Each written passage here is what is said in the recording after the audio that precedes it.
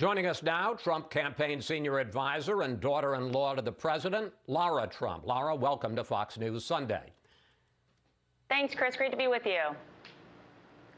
Let's start with the breaking news. As we've been reporting, the president will be traveling on Tuesday to Kenosha, Wisconsin, the site of that police shooting and a violent protest since then. Why? What's the message he wants to deliver in Kenosha? Well, I think the message is that he cares about each and every American. And, you know, this is a situation where you've seen, sadly, that throughout this country in Democrat-run cities, the people that are in charge, the mayors of these cities, have let their citizens down. They have not upheld the laws. They have not protected the citizens. They have not protected small businesses. The president is going there because he cares about every single American in this country. He wants to make that known. And you saw that the National Guard was able to go in, fortunately, to Kenosha. They quelled the violence in about 24 hours. Everything was over there. So thank God. No more people are getting killed and injured, and there aren't any violent mobs roaming the streets. And that should be the model that I think all these mayors, the Democrat mayors that are playing politics instead of looking out for the safety of their citizens, should look to this and say, hey, the president has offered all of us this opportunity, and they should take it. Lara, you say that the president cares about each and every American while he's in Kenosha. Will he meet with Jacob Blake, the man who was shot 7 times by a policeman, or will he meet with members of the Blake family? Well, I know he's reached out to the Blake family. I don't know that they were able to connect yet, and I don't know for sure if that's on the agenda. I'm sure if given the opportunity, he would be more than happy to do that, but I haven't gotten that information just yet. All right. Both you and the president talked at the convention about the violence, the surge of violence, whether it's protests or crime in our streets, and both of you blamed the violence on the continuing, as you said, weak response by Democratic politicians. Here was Joe Biden's response to that. He's rooting for more violence, not less, and it's clear about that. And what's he doing? He's kept pouring gasoline on the fire. This happens to be Donald Trump's America.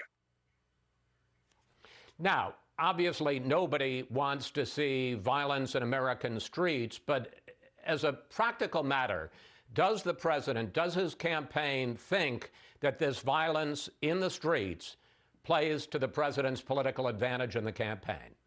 Well, that is never something that any of us would want to see happen. Absolutely not.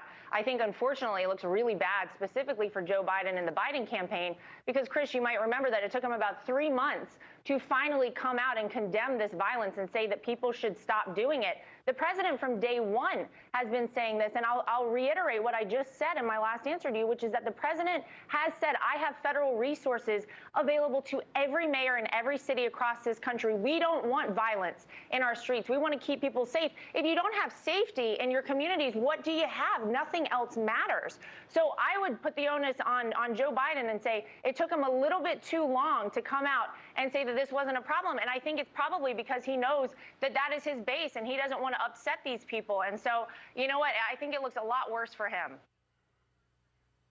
Well, let's talk about the political implications, because here's what Kellyanne Conway had to say on this subject this week. Take a look. There was a quote today from a restaurateur in Wisconsin saying, are you protesters trying to get Donald Trump reelected?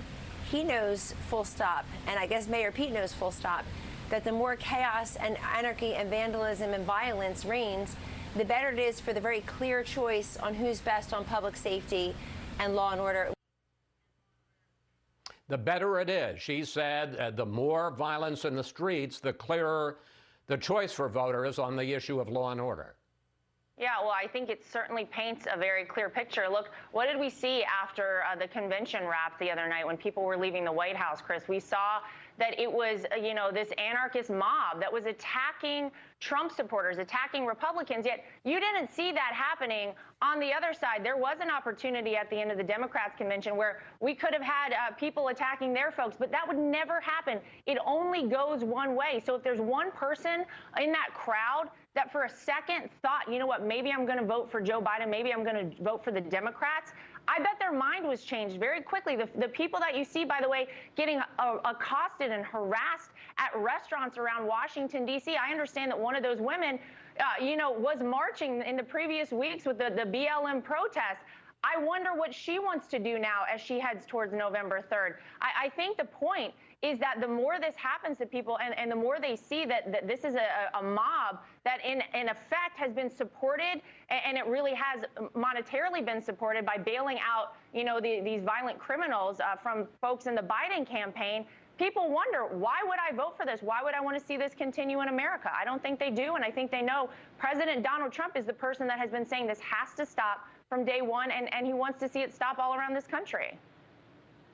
All right, let's talk about the fall campaign, because we're told that starting after Labor Day, although he's already started, the president is expected to go out a couple of times a week and hold rallies of some sort in key states around the country. This last week, on Thursday, as part of the Republican convention, the president gave his acceptance speech on the South Lawn of the White House. We're showing pictures of it now. More than 1,500 people packed in, very few masks, no social distancing. Lara, is the president just going to ignore the public health guidelines? Well, look, we always, whether it's at this event you saw at the White House or at any campaign event, we always encourage people to follow the guidelines and to do what they think is best for themselves. So we always have masks available. We encourage people to use them. We always have hand sanitizer available. And we encourage people to spread themselves out. But I think, as it always works out, people always rush towards the front of the stage. They want to be around this president. They pack themselves in. And look, at a certain point in this country, I think we all have to recognize that people want to get back to normal. And you know what? Maybe it's going to a Trump rally that does that. But we are always following the guidelines. We had health professionals work with our convention team the entire time. We followed exactly what they said we should do, and we'll continue to do that. But some health officials say, the fact is you did stack the chairs right next to each other. Some health officials say this has the potential to be a super spreader event.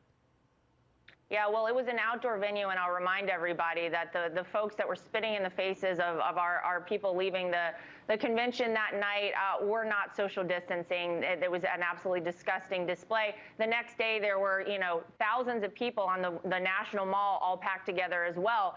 So, look, we either have to say that everybody plays by the same rules, or we have to stop talking about it. Because whenever you're talking about the president's campaign, and how people weren't specifically socially distanced, but the next day, thousands of people on the National Mall, and that's not a problem for anybody, it seems a little hypocritical. Let's talk about your speech to the Democratic convention, because you made a very specific appeal to women voters, and there's a reason for that. Let me put up some numbers from the campaign. In the last Fox News poll before the convention, the president is trailing Biden 51% to 39% among women, and trailing even worse, 58% to 35% among suburban women. Lara, why does the president have such a problem with women?